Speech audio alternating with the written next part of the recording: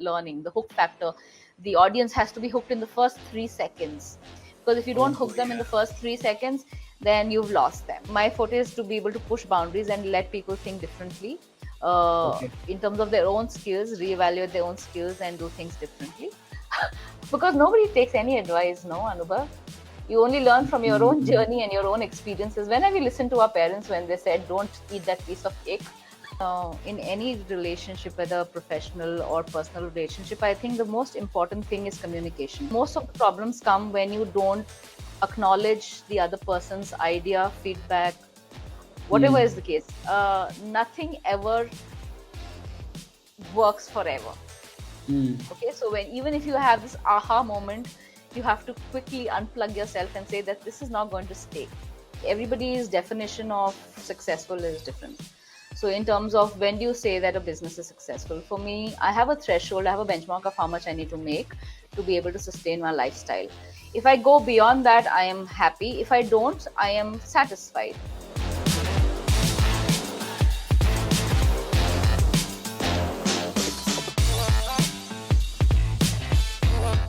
Welcome everyone. My name is Anubhav, and today I'm super excited to kick off Bigin's new show called Let's Unpack.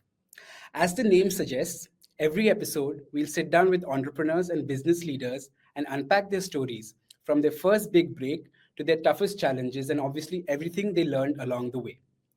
Whether you're just starting out, scaling up, or probably tackling a very specific issue in your business, you're in the right place. I'll tell you why. Because our guests have walked down your path and they're here to share their hard earned wisdom and also some practical advice. We really hope that you're able to take some useful tidbits from our conversations and implement them in your journey. So, to start things off, I'd like to welcome a very special guest, Nayantara Quader. Nayantara is the founder of Trove Craft India, a design studio based in Hyderabad that creates unique handcrafted home decor concepts. Trove Craft believes that the only way to keep Indian crafts relevant is through good design intervention. And I'll tell you something that is really commendable about Trove Craft is that they work with folk artisans across India. We'll talk a lot more about that. We'll learn about their journey and Nayantara's journey. But before that, I'd like to extend a warm welcome to Nayantara. Thank you so much for being here and giving us your time. Thanks, Anubhav, for having me over, and I hope I can share something that will be useful for your audience and other entrepreneurs. For sure, for sure. So this has been in the works for some time now. I think we spoke about this last year. Unfortunately, for some reason or the other, it didn't work out. But really glad that you're here, and I'd really like to get inside your mind. Even I'm very curious because I've followed your journey for a long time now. So before we get into the nitty gritties, I'd really like to learn a little bit about your professional background before Trovecraft, and maybe we'll take it from there. So I did my MBA.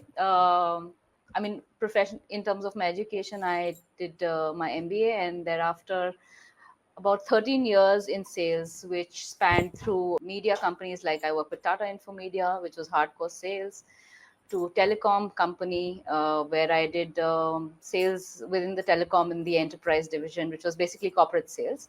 And from there, I moved into broking, so real estate. So I was with Jones Lang LaSalle, and I was a commercial broker. So that was my last stint before I started Trove Craft India. Okay. So while I was doing some research on Trovecraft, I gathered that while you were working in corporate, you started Trovecraft as a hobby, if I'm not wrong. Right. And so I just want to know what was that moment, that really made you take that leap full time. I asked this because many people hesitate to leave a comfortable, stable job for a passion project. So, like, what was that thing that convinced you that Trovecraft could be, more than just a side gig? I've been asked this question many times, and I have to be honest that the answers have changed over time. Uh, in the sense that now, if you ask me, I feel like I designed my life to be able to make those decisions, which means that I come from a place of privilege in the sense that, a lot of people have to look after their parents, they have to pay tuition fees for their children. We decided not to have children, me and my partner. And parents were not dependent on us. And it just so happened that at the time that I wanted to shift gears, I thought about, if not me, then who? Like, if I don't take this chance, then who will? The fact is also that at the time that I left, I knew that if it didn't work out, I could come back to a job. So that option was Mm. available to me. So that made it very easy. From the last organization that I was leaving, my boss had told me, this is your safety blanket. If it doesn't work out, you're welcome back. So that Mm. gave me a lot of consolation, and I just did it. Everything was going for me in that sense. Thanks for being so candid with that. Having said that, it still takes a lot of courage, I would say, to dive into this. So kudos to you for really sticking it out. So you did mention you had done your MBA. So you did not have any formal design background, right? No, No, I no mean, I design. won't say I won't say no entirely. So right after my graduation, I did do a what they call a multimedia course then, which Okay. was a sort of a course that taught you basics of Photoshop, CorelDRAW, and Mm. Illustrator. So that's something that I did. But yeah, Okay. I don't have a design background in the sense I didn't study design. Uh, Okay. So was it difficult for you to then develop an eye for what works in the market, or is that not related? Uh, I think there's a lot of merit in having a foundation in design in terms of being able to study design. I feel like I wish I'd known better that I wanted to be in this field. Then I would have probably pursued it a little bit more seriously than I did. But I also feel like design is something sometimes. I don't know whether it is genetics or whether it's in the genes or whether you're wired in a different way that allows you to go into that line. Mm. For me, design has been practical training, in the sense that from the time that I pursued developing products, the validation came through what products were selling, from feedback from clients, and then your eyes get trained to Okay. appreciate good art from average art and all of that. So I feel like design for me has been extremely organic. But I also have to say that because I don't come from a design background, and that Mm. you can see in the way that I work and the range that I create is not very focused. I think people who study design, they know exactly what they want. I They have see. a they have a method to the madness, because a Okay. creative person has the tendency to want to do a lot of things. But I think when you study design, probably they teach them to focus Yeah. on carving out a niche and then be recognized for that niche. So I feel like Okay. I've not been able to do that. I don't think I have a niche in terms of some which has my signature saying that okay, this is her work. But I dabble a lot. I'm very experimental, so that is my design language. uh, and it is what it is, I suppose, for whatever it's worth. Wonderful. So you did mention something about a wide range, and I'd like to touch upon that a little bit. Could you tell us a little bit about the different products that you get in Trove Craft? So I am in the home decor section. So I and small format home decor. When I say small format home decor, I'm talking about products that you can put on your table, can hang on your walls. The format that I work with is mostly, I would say, 90% of my products come from grassroots level artists that are traditional folk artists. What Mm. I do with that folk art is I try to bring in my own concept or my own design, whether it's in terms of a style of canvas, in terms of what we paint on or how we present it, is where I come in. So Okay. whatever you see on the website is different craft forms, right from you will see wood carving to dhokra, you'll see metal craft, you'll see hand painted craft forms. So I'm now working across different craft forms, but I'm just trying to present them slightly more differently from what they used to be. Okay. Yeah. So how did you really go about building that network of folk artists? That must have been like a challenging task, right? Like so many Uh, folk artists. No, actually, it's not. I feel like I tell a lot of people. In fact, there are a lot of other friends who are in the design space, and they travel into remote villages to speak to artists to create a range. And I'll be honest, Anubhav, I've not gone anywhere. Everything has happened from my laptop. So I have Okay. used technology to its optimum. It's also because when you're a person who doesn't like to travel, I like to travel for leisure, but I don't like to travel for work. So I feel like when I don't like to travel for work, I have had to figure out ways to source talent through technology. So how has it happened? It has happened initially. It used to obviously happen through me visiting the local fairs in Hyderabad and meeting Okay. a few artists. But in time, a lot of artists, ever since Instagram and Facebook Mm. has come into being, there, most of them are online right now, Yeah. Yeah. and you can reach out to them. It's not like you reach out to one and they respond. You reach out to 100, there'll be two who will respond and who will come through. So it's pretty easy in our times to even source talent online. Right. So you did mention Instagram there. I will come back to that a little later. But before that, you also mentioned something about creative expression. So there's something I've noticed amongst my friends who are in the creative sphere, especially those who are freelancing. It's really difficult for them to balance creative expression with actually making money out of it. Okay, so that's something that comes up often in conversations with my friends. So what has been, is it, firstly, is it a hard thing for you balancing that? And if it is, like, how do you deal with that, striking the right balance? Because at the end of the day you have to run a business, Yeah. but is it difficult?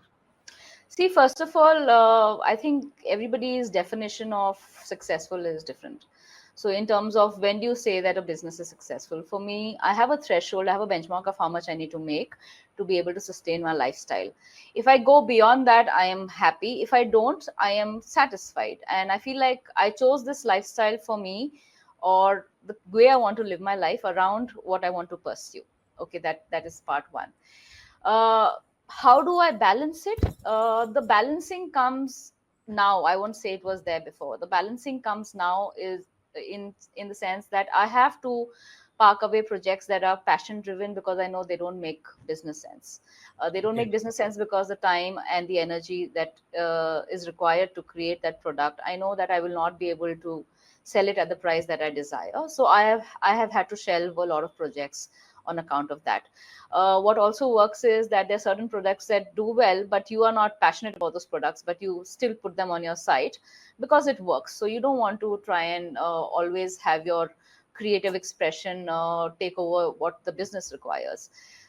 Some of the products that I put on my website, I may not even want to keep in my house. I'm not saying that they're bad. It's just that it doesn't meet my personal business, not business, sorry, my personal creative aesthetic. But I still go ahead and do that. So I feel like the balancing will happen when you have the pressure to pay bills, when you know you have employees, you have to pay salaries to, there's a commitment to the artist to give them work every month.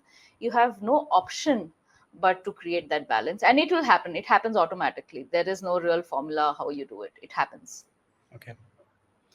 That's great. So you did mention something about pricing your products, and I think I'd like to take that opportunity to segue into something that a lot of new business owners think about a lot and have sort of like a challenge to figure out is with respect to pricing. So I'd like to know, how did you go about pricing your products, and did it take some time for you to get it right?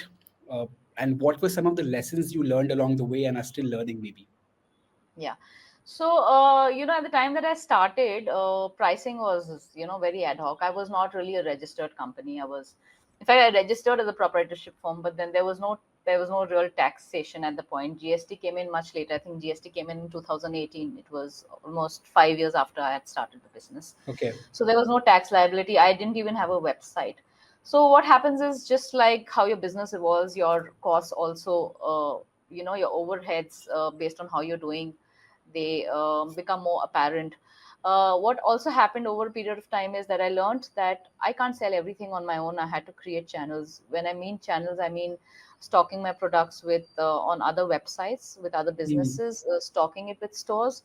What it meant was that I had to give away a certain amount of commission to the stores Mm. or to the websites. There's a certain margin markup they take. So I had to factor that into my MRP, right? So the straight line calculation is, of course, your overheads. You can't take your fixed overheads too much into account. You can only Mm. take your your cost of product, your cost of how much the artist charges you, maybe logistics, maybe raw materials. But over and above that, I think you have to do a calculation of your channels. How are you planning to sell them? Are you able to sell them on your own, if you are, it's fairly easy. But the minute you rely on other channels, it becomes a little complex. So I feel Okay. like, I feel like the from a pricing point of view, it completely depends on how your selling strategy is, what your selling strategy is. Okay. Okay. Cool. So you did mention a bit about channels. So I'd like to ask you currently, what is that channel that's driving the most revenue for you? And has that evolved over time? So when I say channels, of course, your direct channels are your own social handles, which is your Instagram and Facebook. There are other websites who are aggregators of for designers like me, and there are stores, right? What has been doing best for me? So one is that very clearly when I do it on another website or I do it in a store, that is not a space I go to be able to get revenue from, because I don't. After they cut their margins, you don't make anything. The Okay. reason I'm there is only for the eyeballs and only for it's more like getting noticed. Like people sort of find you. They look at the products. They ask who is it from, and they sort of find me in a marketplace. So that is from a placement. I do this as a placement strategy, not as a business, not as a revenue strategy. Hmm. The revenue mostly comes from wholesale or bulk buyers, and Okay. the largest chunk I still get is through my website. And Instagram has been a driver in terms of the organic traffic. And now I have recently started using advertising. What advertising does is that whatever traffic that is coming into your website is then used to remarket or to Hmm. retain or to remind them that you exist. So I would still say that Instagram, my social media handles have been the biggest drivers, along Hmm. with advertising put in, Cool. like So advertising spend.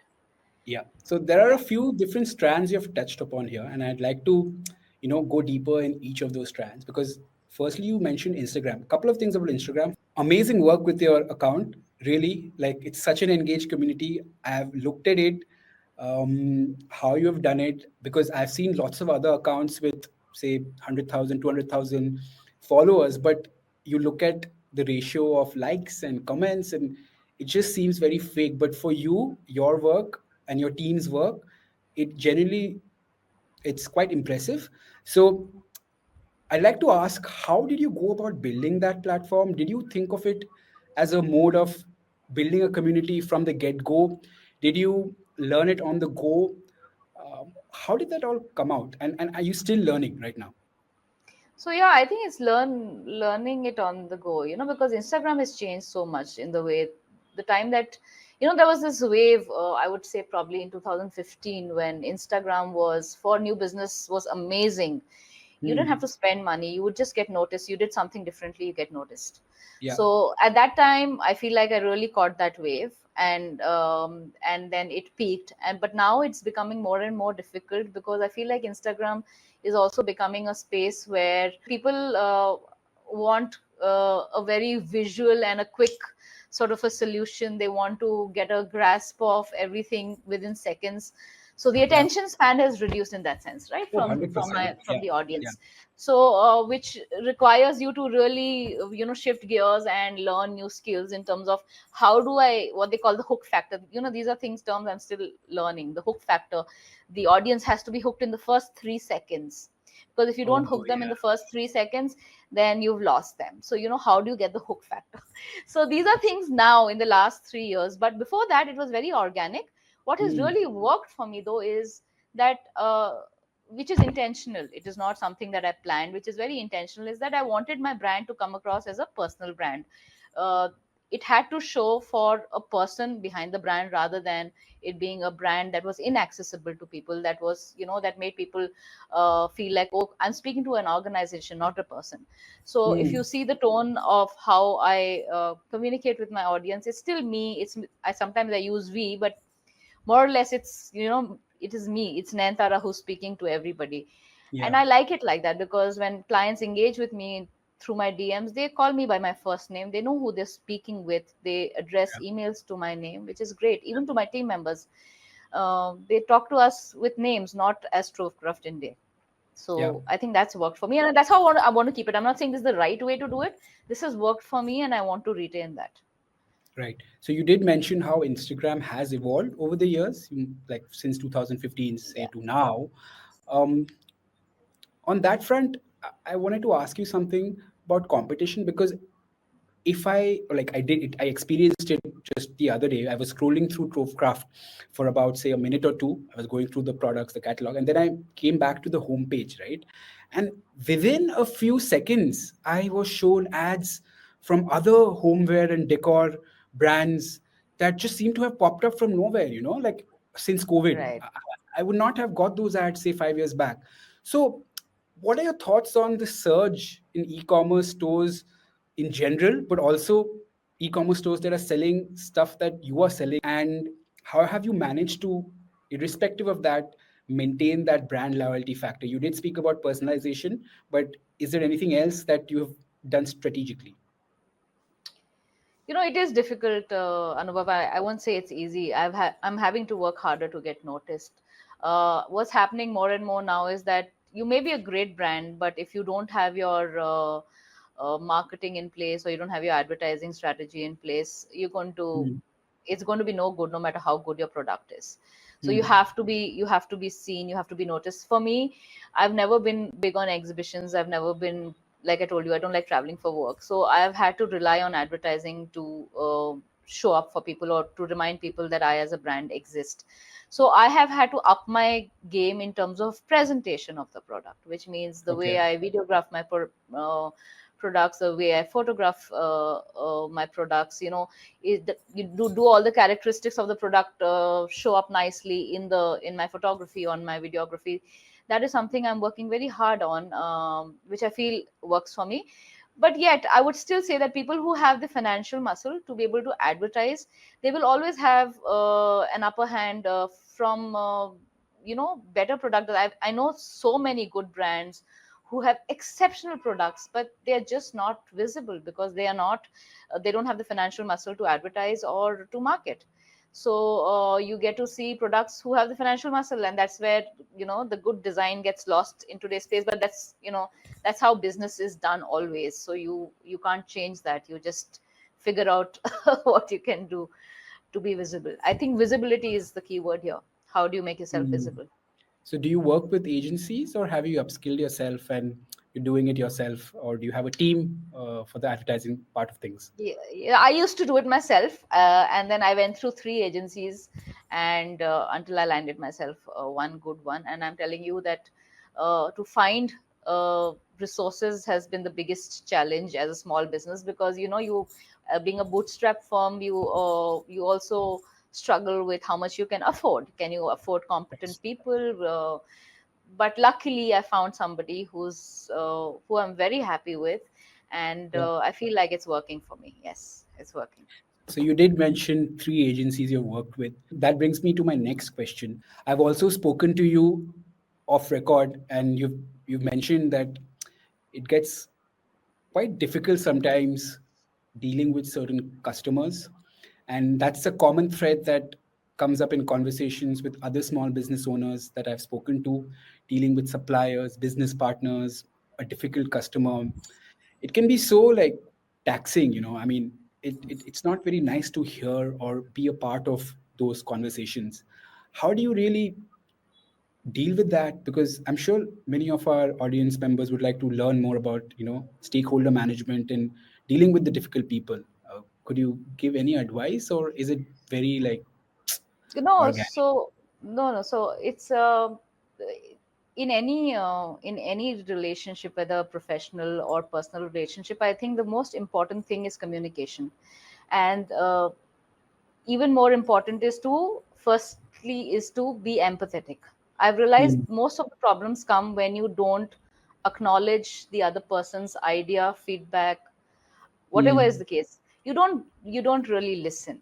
So the only way that I've learned, even though you apply empathy, there are times that it still gets hard, but I have been able to resolve most of my issues by just listening and first Hmm. acknowledging that, okay, you have a problem and you are coming to me to fix it for you, and these are the solutions. So I feel like acknowledging a customer, a stakeholder, an artist, for whatever he brings to you is step one. No matter Okay. if whether you think it is wrong or right is irrespective. If you're working towards a solution, you first have to acknowledge there are going to be always unreasonable requests that come through, and you can always have a conversation, not on an email, not over a call, but not sorry, not over a WhatsApp message, but you can pick up the phone and have a conversation. And I've always realized that when you have a conversation over a phone, the tone changes not only of yourself but also with the person that you're speaking with. Mhm. It really fixes things. So my quick go to solution is pick up the phone and talk every time you want a resolution, and definitely you listen first before you put forth something of what you want to offer. So that's, yeah, I think that's my. Great. All right. So, on a slightly lighter and more technical note, I'd like to ask you a few questions about going digital, something we spoke about briefly before. So, Nayantara, as a marketer, we have come to realize that it's very important for us to run experiments.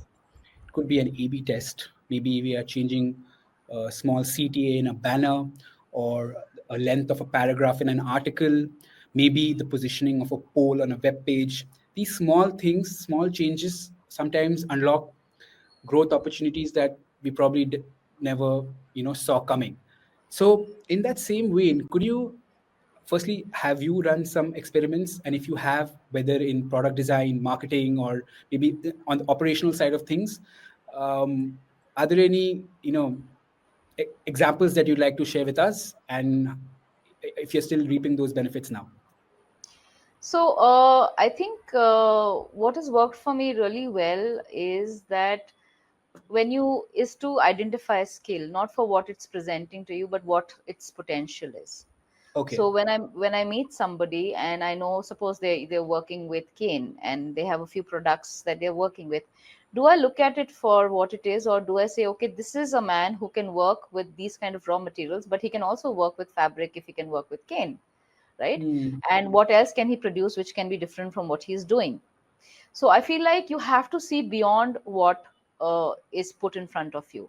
And I feel like I take a lot of pride in that I've been able to really I've been able to really push artists to do something very differently, and they themselves have come back to me and told me that, we never imagined we could do this. So I feel Hmm. like my forte is to be able to push boundaries and let people think differently, Okay. in terms of their own skills, reevaluate their own skills and do things differently. Other than that, there's certain processes that Hmm. I have sort of adopted which work for me, which means that usually artists take pride in not using help in terms of stencils, or in terms of, I only do freehand. I mean, that is great, but if it something makes your life easier, why not adopt it if it allows you to scale? That doesn't mean that you're not being true to the craft. If there's one step that takes you 2 days, and you can do it in 30 seconds, why Hmm. won't you just adopt that? Because it helps your life, your own means of livelihood, and it allows you to do more with your time. So I have actually trained artists to work on designs in terms of how to do proportions on Photoshop. I've given them online training sessions Oh, because it wow. has helped, yeah, because it has helped me. Because what I would do, I'm trying to train them so they do it at their end, so it also eases the load off me. So I've done that, and It's long-term sometimes, thinking in a way. Yeah.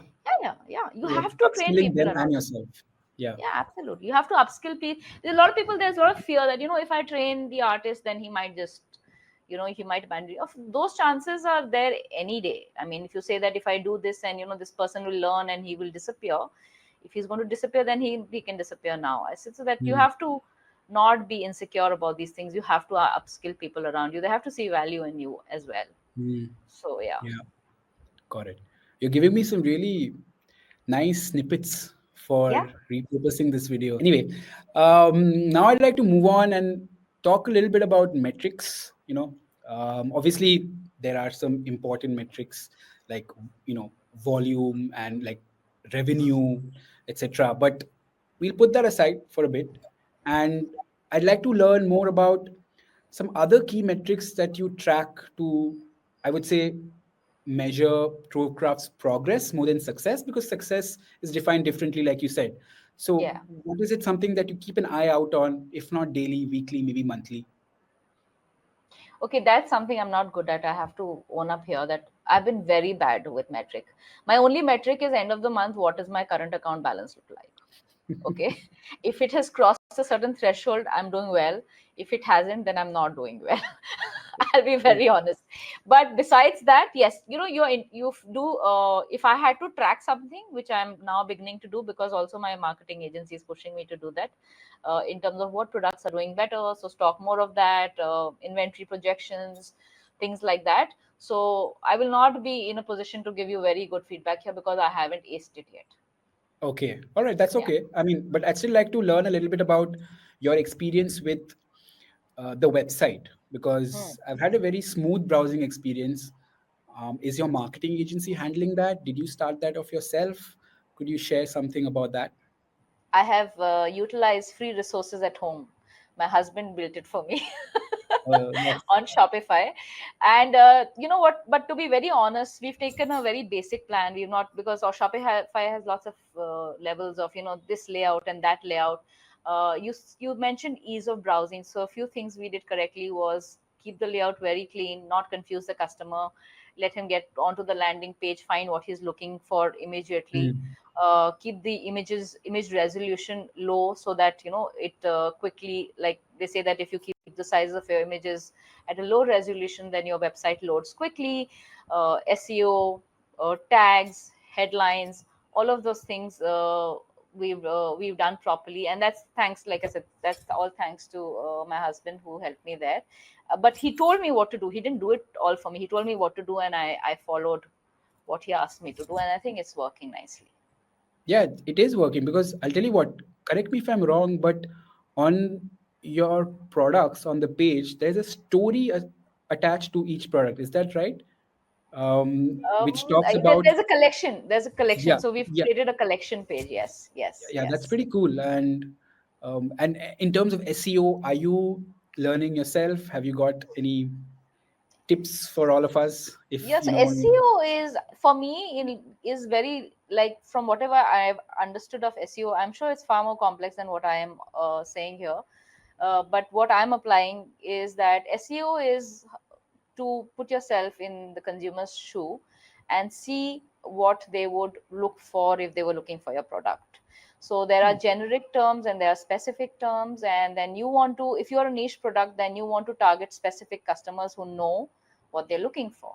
So I can't be saying wall decor in my SEO, because wall decor will show up for thousands list of products, and I will probably not even feature on those products.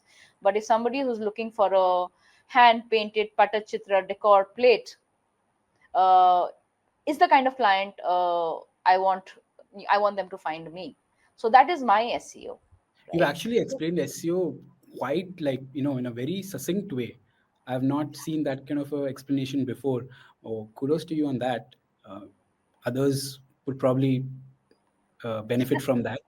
I don't Uh, know. I mean, that I guess that is how it works, right? It's an no, that's intelligent. 100% how it works. Yeah, You explain long-term keywords, uh, stuff like that in yeah. simple language. Thanks for that. Um, Now I'd like to, move on to some more grander things, macro stuff. Some might call it philosophical, but whatever, we'll see to that. The first question is, when did you really realize that, uh, okay, this is working? Like, this is really working, and how did that feel, and what kind of a response did that bring in you? I would love to hear that. So here is the thing, Anubhav. Nothing ever works forever. Mm, Okay, so when, even if you have this aha moment, you have to quickly unplug yourself and say that this is not going to stay, and this is not going to sustain, and this is not what's going to drive you home, and you can, like, put it on autopilot and it's going to work forever.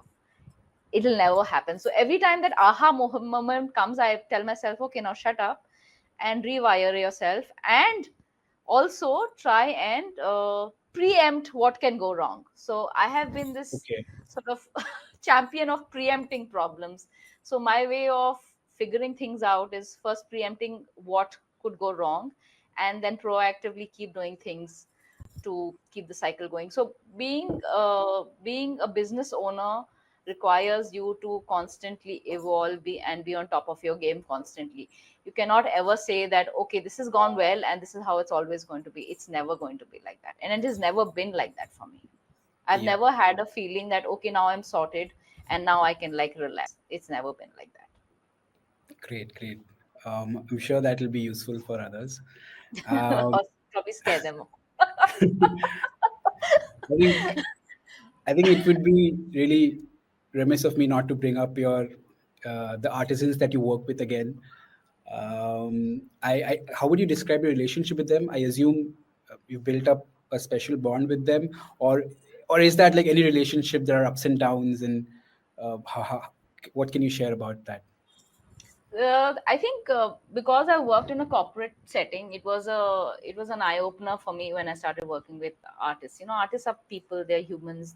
They are depending on you for for their livelihoods. The equation is quite different. So I've had to sort of, how is the relationship? The relationship is great. That means that, we talk not only about work, but we talk about everything. We talk about the environment, we talk about global warming as well.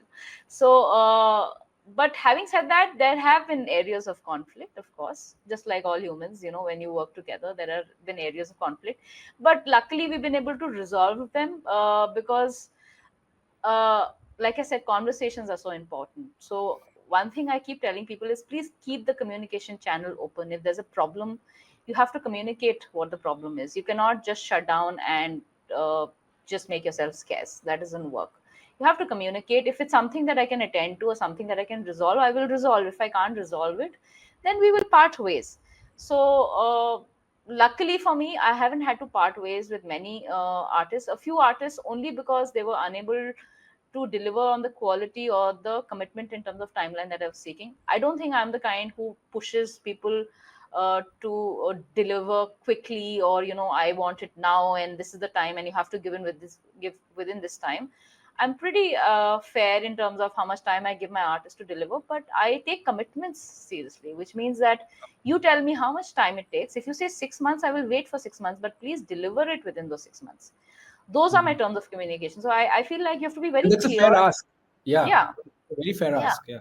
yeah. I mean, you decide how much time and then you honor that time. I will not tell you how much time. So that is the only thing that has been consistent, where I tell the artist to give me the time and then honor it. Don't honor it about 3 times. That is it for me. Then I know that, okay, this is enough time and energy I've put into somebody, and this is not going to work out for me, because it also gets extremely unpleasant to have to follow up and pursue people. If they're not driven themselves, then there's no point. Nothing can drive them then. So I part ways Mhm. instead of Three making it strikes and ugly. you're up. Yeah. Yeah. Yeah, absolutely. So, Tara, what's next for Trove Craft? Any plans in the pipeline? Yeah, so I if you had had this conversation last year, I would have said no plans. But since my journey has been very organic, the recent development is that I am getting my first brick and mortar store, Oh, and this is wow. only yeah.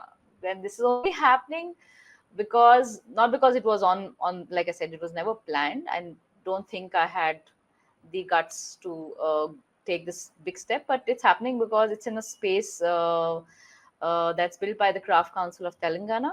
So they had a space come up for lease, and I have grabbed the opportunity because it also, creates an ecosystem where I get to interact and collaborate with artists and other businesses like mine Mm. in that space. So I'm going to give this a go for a few years, and we'll see. Okay. And if it doesn't work, like, you can always come back to where you started. Yeah, that's fair.